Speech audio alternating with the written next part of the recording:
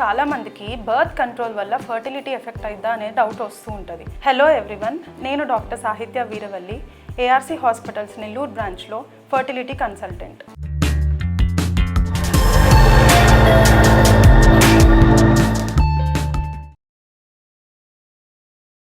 Birth control అంటే కుటుంబ నియంత్రణ మార్గాలు. సో దీనికి ఫైనల్ ఆన్సర్ అయితే బిగ్ నో.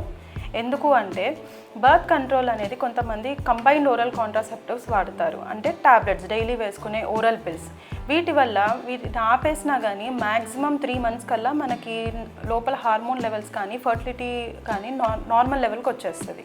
ఒకవేళ వాళ్ళు ఏమైనా కాపర్ టీ అలాంటిది వాడుకుంటే దాన్ని తీసేసిన నెక్స్ట్ మంతే వాళ్ళకి ఫర్టిలిటీ అనేది నార్మల్కి వచ్చేస్తుంది. అలాగే ప్రొజెస్ట్రాన్ పిల్స్ అంటారు, మినీ పిల్స్, వీటిని చూసుకుంటే ఇమ్మీడియట్గా రిటర్న్ నార్మల్కి వచ్చేస్తుంది. అండ్ కొంతమంది హార్మోన్ కాపర్ టీ వేసుకుంటారు, దానివల్ల అయితే 3 months టైం పడుతుంది. అండ్ కొన్ని ఉంటాయి ఇంజెక్షన్స్ లైక్ డిపోప్రోవెరా అంటారు, దీనివల్ల మాత్రం కొంచెం time like 6 to 12 months or 18 months దాకా కూడా పట్టచ్చు న్యాచురల్గా నార్మల్కి రావడానికి. అండ్ మిగతావి లైక్ మనకి ఇంప్లాంట్స్ కానీ రింగ్స్ కానీ ఇలాంటివి కూడా మ్యాక్స్ 3 monthsలో రిటర్న్ వచ్చేస్తుంది.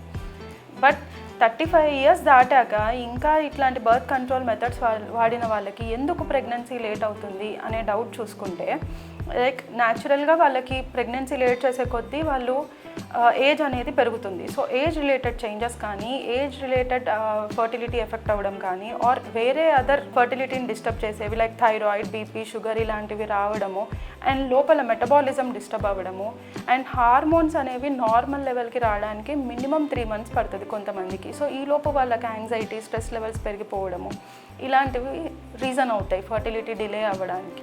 So when to consult a doctor. Birth control methods వాడిన తర్వాత 35 years లోపల వాళ్ళకైతే 1 year వరకు న్యాచురల్ ప్రెగ్నెన్సీ రాకపోయినా ఆర్ ఆఫ్టర్ 35 years వాళ్ళకి 6 months వరకు రాకపోయినా you have to definitely consult a doctor.